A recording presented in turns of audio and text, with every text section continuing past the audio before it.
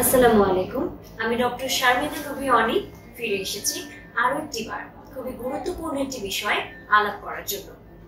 Piles অতি আকারে পরিচিত একটি রোগ হওয়া সত্ত্বেও বাংলাদেশের মানুষ যুগ যুগ ধরে প্রতারিত হয়ে আসছে এই রোগটি নিয়ে।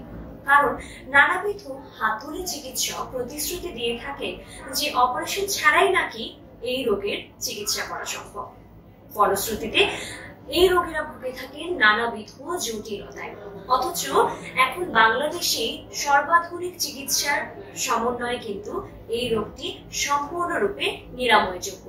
তাই এই ব্যাপারে আমরা শুনবো অভিজ্ঞ চিকিৎসক অধ্যাপক ডাক্তার মোহাম্মদ জামাল আবু নাসির স্যারের কাছে, যিনি জেনারেল ল্যাপারোস্কোপি ও লেজার প্রক্টোলজি সার্জন হিসেবে কর্মরত আছেন এনাম মেডিকেল কলেজ এবং হাসপাতালে। আজ আমি আপনাদের সাথে কথা বলবো লেজারের মাধ্যমে পাইলসের চিকিৎসা করলে সেটার কার্যকারিতা কতটুকু এই বিষয় নিয়ে। লেজার হচ্ছে বর্তমানে পাইলসের চিকিৎসার অত্যন্ত আধুনিক পদ্ধতি। এই পদ্ধতিতে লেজার বিম দিয়ে আমরা চিকিৎসা করে থাকি। লেজার বিম হচ্ছে অত্যন্ত শক্তিশালী আলোক রশ্মি, যা কিনা টিস্যুকে বা শরীরের কলা যেটাকে বলি সেটাকে পুড়িয়ে দেয়। আমরা জানি যে ইন্টারনাল পালস 3 জায়গায় হয় বা অভ্যন্তরীণ পালস 3টা পজিশনে হয়। ঘড়ির কাঁটার 3, 7 এবং 11 কাঁটার পজিশন।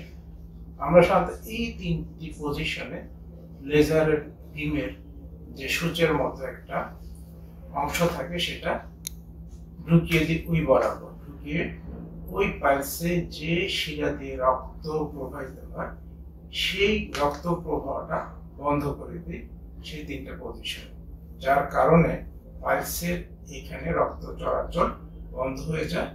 বন্ধ হয়ে গেলে আস্তে আস্তে পালস নিরাময় হয়ে যায়। তাহলে এই প্রক্রিয়া কতটুকু কার্যকরী আপনারা বুঝতে পারছেন। সামান্য মাত্র ছিদ্র করে অপারেশনটা বা চিকিৎসা পদ্ধতিটা করা হয়ে থাকে। তাহলে এই পদ্ধতির সুবিধা কি? এক হচ্ছে এটা কাটা ছেঁড়া এবং সেলাইবিহীন পদ্ধতি, ব্যথামুক্ত পদ্ধতি, প্রায় রক্তপাতহীন পদ্ধতি এবং হাসপাতালে বেশি সময় অবস্থান করতে হয় না। সাধারণত এর পরের দিনই রোগী বাড়ি ফিরে যেতে পারে। যেহেতু ব্যথা কম থাকে, রক্তকরণ খুব একটা হয় না, যার কারণে সে অতি দ্রুত তার নর্মাল বা স্বাভাবিক কর্মকাণ্ডে ফিরে যেতে পারে। রোগী সুস্থ হয়ে যায় অতি অল্প সময়ের মধ্যে এবং রোগী যেহেতু বেশি দিন তার নর্মাল বা স্বাভাবিক কর্মকাণ্ড বা কার্য অফিস আদালত বিভিন্ন কার্য প্রণালী থেকে বেশি দিন দূরে থাকতে হয় না, আর আর্থিকভাবেও কিন্তু পেশেন্ট খুব একটা ক্ষতিগ্রস্ত হয় না এবং এটা পুনরায় হওয়ার সম্ভাবনা এই পদ্ধতিতে অনেক কম থাকে।